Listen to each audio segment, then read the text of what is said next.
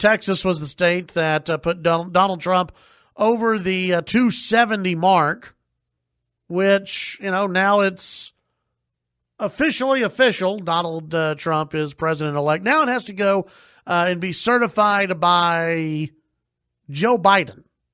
And that will happen, I think, in 2 weeks, where it heads to Joe Biden for him to certify everything. But, yeah, it's a done deal. And really, there were only a couple of surprises. No surprises, really, for Donald Trump yesterday. But you did in Washington State, you had 4 Democratic electors who decided to go against Hillary. So all the time that, the news media spent on, this effort to overthrow Donald Trump, there was more of an overthrow of Hillary, which again proves how much of a disaster she is. Let's head to the phones. It's Carl Tepper, everybody. Hey, Carl. Hey, Chad. Good morning. How are you? Good. I'm doing pretty well. We're getting ready to leave. Great. You went to Austin yesterday. You were an observer, right? The Trump campaign wanted you to observe the vote there at the Capitol, right? Yeah, I just came down to. I've never been to an electoral college before, and of course, we had a friend, a Lubbock native, running for chairman. So drove in and got to watch something that turned out to be a little more interesting than I thought it was going to be. A little solemn. It's a very constitutional duty these people take on, and it kind of grabs you when they get sworn in. You realize this really is Article 2 of the Constitution, and that this is pretty serious business. Yeah, to take us through the process, because I think when I was paying a lot of attention to a lot of social media, and you had CNN and Fox, and they were waiting for Texas to vote, and it seemed like it took a while. But I guess there's a lengthy process to all of this, right? It's not just show up and vote. Yeah, not normally. Normally it's show up and vote, but this year there were 4 slots to fill. One gentleman was an elector, but he got elected as state representative, and I think he did the right thing and pulled out. I think one person was a federal employee. You can't be a federal official or employee and be an elector. So that person had to be replaced. And then there was one guy who pulled out. I forgot his name. He was kind of famous around the state. He didn't feel his conscience would allow him to vote for Donald Trump, and he pulled out. And then there was one other person, I can't remember, I think this didn't show. So they had to replace 4 people, and after all the nominations, the little nomination speeches, they weren't supposed to be, but they became that. That took some time, and then those people have to be sworn in, and all their paperwork has to be done, so there's some delays there.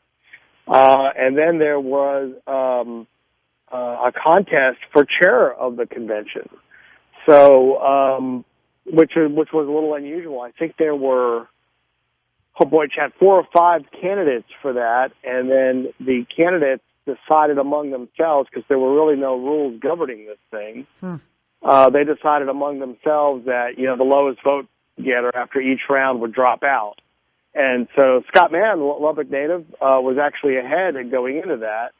But slowly the forces started to coalesce around a lady named Candy Noble, who's on the state Republican executive committee.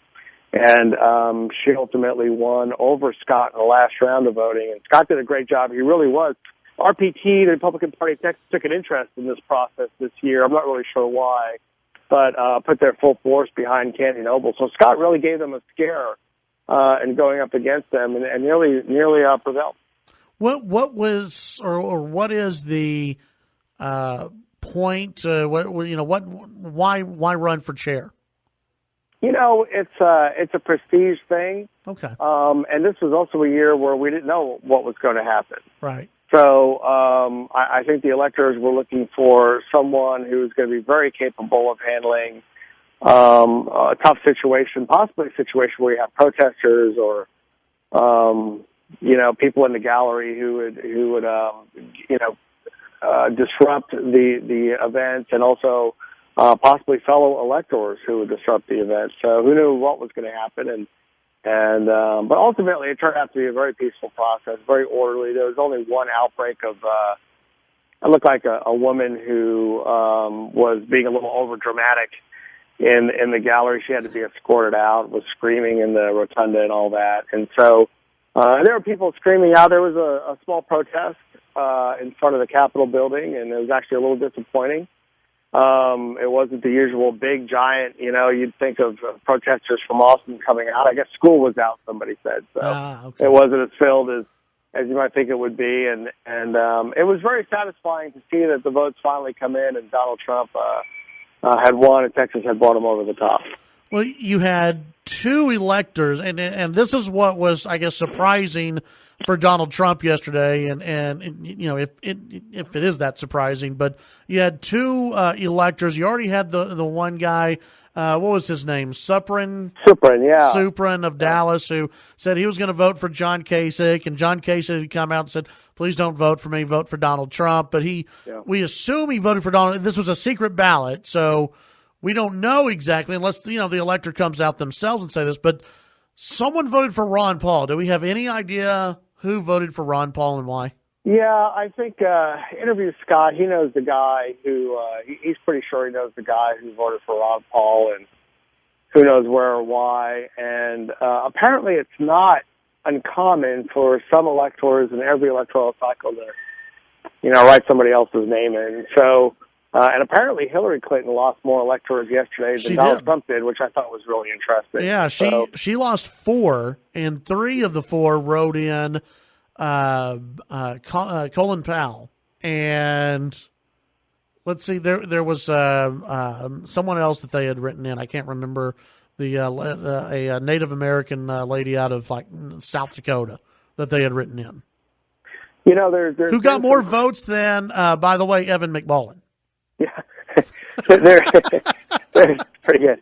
There's been some criticism about how we choose the electors. I don't really know if it needs to be fixed, and I don't know if there needs to be any punishment. I don't think there needs to be. I mean, the Scott will say it that Suprin validates the process. Really the electors are their own vote in the end, and so these people are selected. I actually was over the Congressional Caucus meeting, where these electors are elected by the party, and it's members of the Republican Party from each county in that congressional district.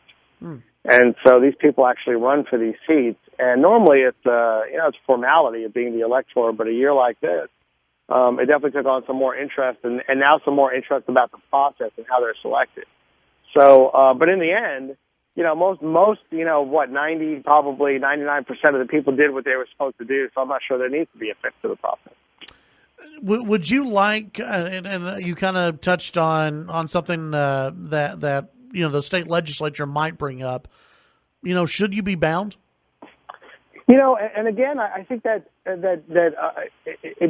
what's the word, unvalidates or the process. I mean, the electors, I'm a little surprised that even a lot of the state legislators do bind their electors, and the Constitution supersedes anything the state legislators do, and the Constitution doesn't do that.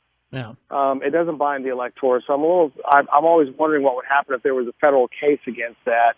And again, there is a reason for the electors. There's supposed to be the stopgap of some sort if something really unusual happens, and we're not there this year, certainly. So I don't think the electors need to be bound. Of course, people were saying, well, what if we fine them? But, you'll have George Soros types coming out just paying the fine. Yeah, you had Michael Moore offering $1,000 each. So sure, of course, yeah.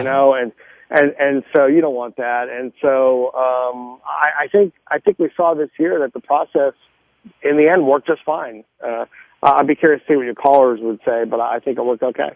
What just kind of real quick in a nutshell, because I think it'd be a real interesting conversation down the road, closer to the next presidential election.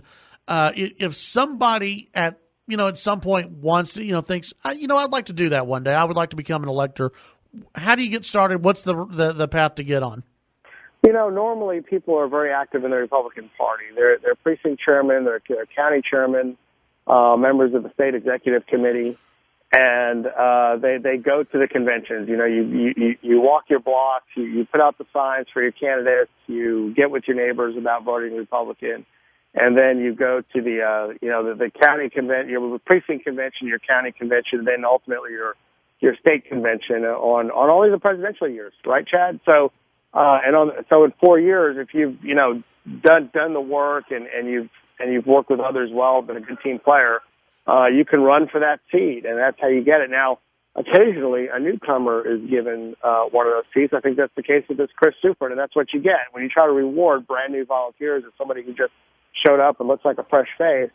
You might get someone who you don't know their thinking process very well, and they disappoint you. Yeah. So I think it's important that each district, and I think if there was a punishment to be had for a faithless elector, it would be to strip maybe that district of that elector. The next 4 years later or something like that. That's the only thing I can think of that would matter. But because the people who replaced the electors that dropped out yesterday didn't have to be members of that congressional district.